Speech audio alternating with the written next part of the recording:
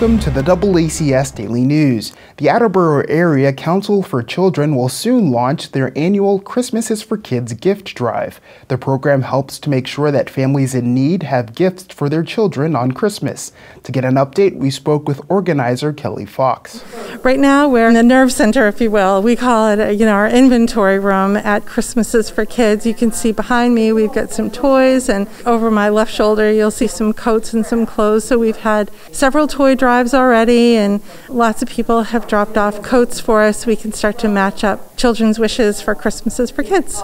So Christmases for Kids actually started in 1983 and has grown exponentially over the years. This year we anticipate to take care of over 1,000 children, filling their wish lists of new toys and warm clothes, especially winter coats, winter boots, warm pajamas, and maybe other outfits, slacks, sweaters, sweatshirts, from newborn through seniors in high school. And really the purpose of the program is to make sure that these little ones know that they haven't been forgotten on Christmas morning. It takes some pressure off of mom and dad or guardians so that perhaps that money can be used to keep the house warm or put food on the table. We have a couple of children in the program who are quite ill. We have situations where mom or dad have passed away or very ill or for whatever reason are no longer in the picture. And so it just makes it difficult for whoever is raising the children to be able to provide gifts at Christmas. So whatever we can do to try to make that a little easier on the parents and also allow the magic of Christmas to stay in these little people's hearts for another year.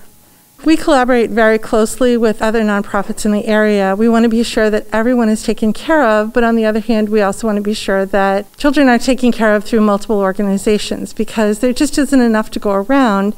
We have a very rigorous intake process ourselves, so if a parent applies directly to us, we want to know that they live in our area, one of our 6 towns, which is Attleboro and North Attleboro, Seekonk and Rehoboth, Norton and Plainville. Once the parents and the children are in our program, after the first year, parents are required to take at least 8 hours of class time. We waived that for 2020 because we were concerned about getting people all in one place, obviously. In the meantime, we do collaborate closely with St. Vincent de Paul, with the Salvation Army, with the YMCAs, and all the other organizations in the area to make sure that everyone is taken care of.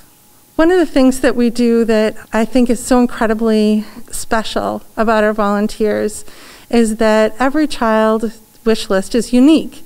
And so we may match up what the child has requested with a donor. The donor then brings the gifts into our workspace here.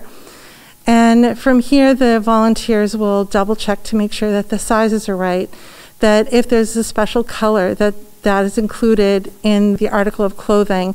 If the little one really wants Paw Patrol or Barbie or a science kit, we do our very best to make sure that that's in the bag. My family has been volunteering. This will be our 28th year. And so on Christmas morning, before we open any of our gifts, we go around the room and we ask each other to think about and tell the story. And you can feel like I can get teared up just thinking about it. Tell a story of a child whose bag you filled this year, and think about what that Christmas morning must look like and feel like for that little boy and that little girl and their parents. And I think that for us, that's the magic. That's what's most important. Thinking about this year, it's a little girl with cancer. Or maybe another year, it was a little boy in a wheelchair.